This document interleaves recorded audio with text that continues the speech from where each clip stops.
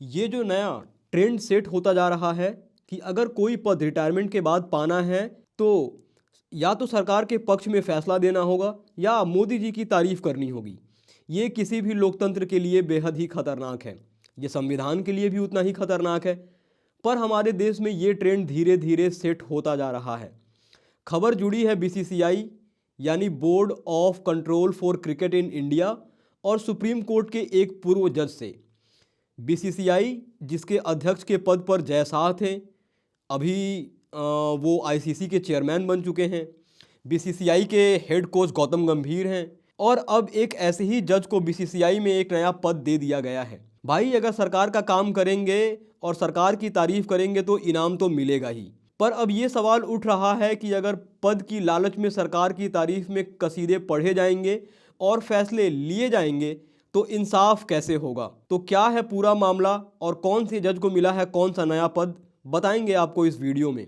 तो वीडियो के अंत तक बने रहिएगा। खबर में आगे बढ़ने से पहले अगर आपने देश नीति चैनल को सब्सक्राइब नहीं किया है तो सबसे पहले चैनल को सब्सक्राइब करें और बेल आइकॉन दबा दें ताकि चैनल से जुड़ी तमाम खबरें आप तक सबसे पहले पहुंच सकें।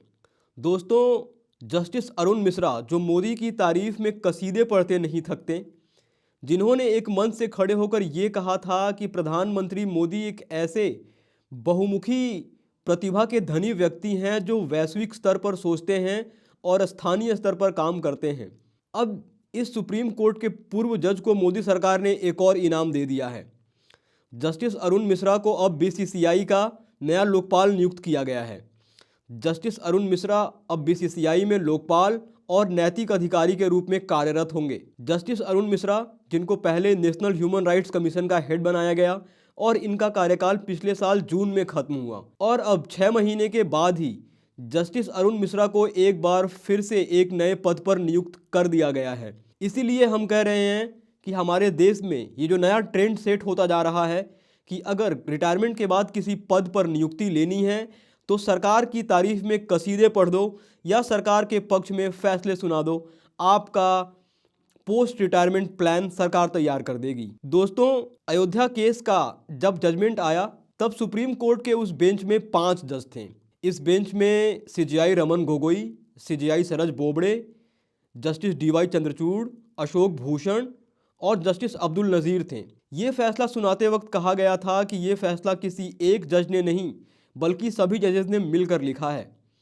सुप्रीम कोर्ट के इस फैसले पर तमाम तरह के सवाल उठे, न्यायालय से जुड़े और कानून के जानकार लोगों ने भी इस पर सवाल उठाए। कहा गया कि बाबरी मस्जिद राम जन्मभूमि का यह फैसला सेकुलरिज्म के सिद्धांतों को ताक पर रख कर दिया गया था। सुप्रीम कोर्ट के पूर्व जज जस्टिस नरीमन ने तो ये तक कहा कि अयोध्या के फैसले में धर्मनिरपेक्षता के सिद्धांतों के साथ न्याय नहीं हुआ। सुप्रीम कोर्ट के इस फैसले के बाद इनमें से ज़्यादातर जजेस को किसी न किसी पद पर नियुक्त कर दिया गया, जैसे कि रंजन गोगोई को रिटायरमेंट के 4 महीने बाद ही राष्ट्रपति द्वारा नॉमिनेट करके राज्यसभा भेज दिया गया। जस्टिस बोबड़े को Maharashtra National Law University Mumbai और Maharashtra National Law University Pune का चांसलर बना दिया गया। जस्टिस अशोक भूषण को रिटायरमेंट के 4 महीने बाद ही National Company Law Appellate Tribunal का चेयरपर्सन बना दिया गया। इनकी नियुक्ति को कैबिनेट ने 2021 में मंजूरी दे दी थी। और जस्टिस अब्दुल नज़ीर को रिटायरमेंट के 1 महीने बाद ही आंध्र प्रदेश का गवर्नर बना दिया गया था। तो दोस्तों, हमारे देश में ये जो नया ट्रेंड सेट होता जा रहा है कि अगर रिटायरमेंट के बाद किसी को नियुक्ति लेनी है तो या तो वो सरकार की तारीफ में कसीदे पढ़ने लगते हैं या सरकार के पक्ष में फैसले सुनाने लगते हैं। आप इस पूरे मामले पर क्या सोचते हैं और आपकी क्या राय है? आप अपनी राय कमेंट बॉक्स में ज़रूर लिखें। धन्यवाद।